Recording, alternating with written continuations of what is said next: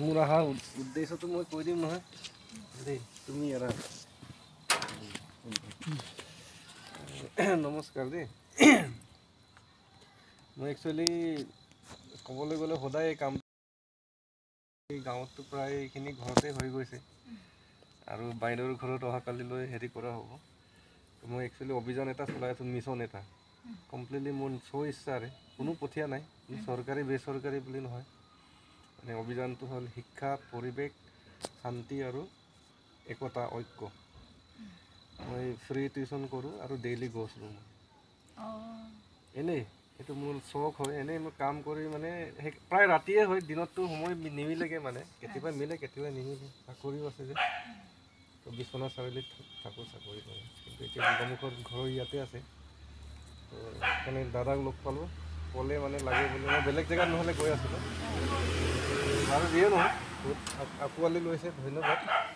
এই অভিযানৰ জৰিয়তে মানে কথা হ'ল গছ ৰুব লাগে, গছ কাটিব নালাগে। মানে প্ৰয়োজন হ'লেতো আমি কাটিব লাগিব, ন' প্ৰব্লেম, কিন্তু এনেই কাটি নিদিওঁ মানে যাহা তাহা মানে বিচাৰ কৰিব, তাৰ বিকল্প হিচাপে কিবা আছে নে এইটো আমি চাব লাগিব। কাৰণ আগৰ এতিয়া পৃথিৱী চাওকচোন, আমিতো এইখন গাঁৱতে জন্ম হৈ ইয়াতে ডাঙৰ দীঘল হৈছোঁ, কিন্তু এই পৰিৱেশ আৰু আজিৰ পৰিৱেশটো বহুত বেলেগ হৈ গ'ল।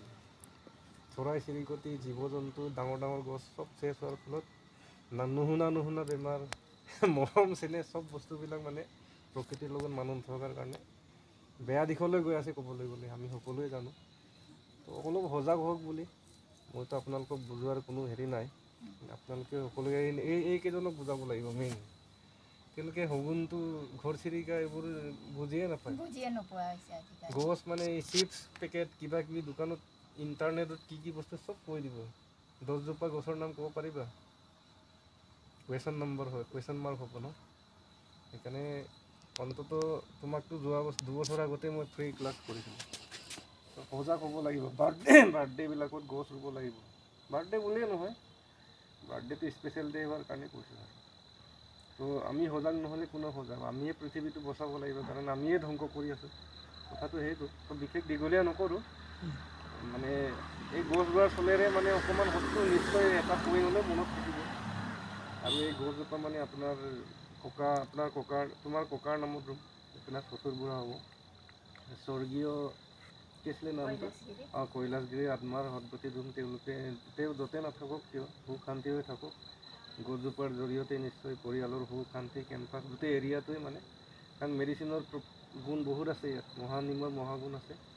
ইয়াক প্ৰতিপালন কৰি ডাঙৰ দীঘল কৰিব, পকা বুলি ভাবিব লাগিব। গছক আমি ভগৱানৰ দৰে ভাবিব লাগিব। ধুনীয়াকৈ ভগৱানৰ নাম লৈ দিয়ে, নিশ্চয় পৰিয়ালৰ ভাল খবৰ আহি দিয়া থাকে। উদ্দেশ্যটো সেইটো আছিলে আৰু সকলোৱে এনেকুৱা মিলা প্ৰীতি হৈ থাকক ন। তুমি যে এখন গছ পুলি এটা দিলা, এতিয়া আমাৰ উঠি অহা প্ৰজন্মক যি শিক্ষা দি গৈছা, সেই শিক্ষাটো বহুত সেইটো শিক্ষা দিয়াৰ বাবে তোমাক ধন্যবাদ দিছোঁ আৰু সেইটোৱে ক'লোঁ। Thank you. ঠিক আছে বাৰু।